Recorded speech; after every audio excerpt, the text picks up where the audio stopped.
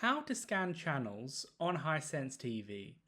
First of all, get your Hisense TV remote control, then press the home button.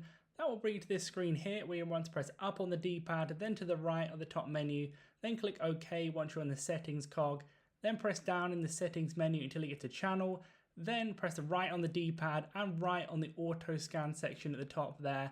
Then you want to go ahead and click on rescan, OK. On that, then you want to say OK again, press the OK button on the auto scan section.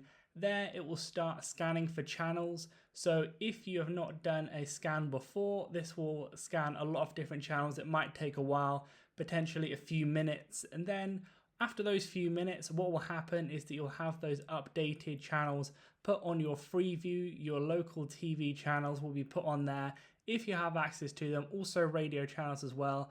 At the end of this update, when it's at 100%, it will be on your TV. That's how it's done. Leave a like on the video if it helped and subscribe for more helpful videos.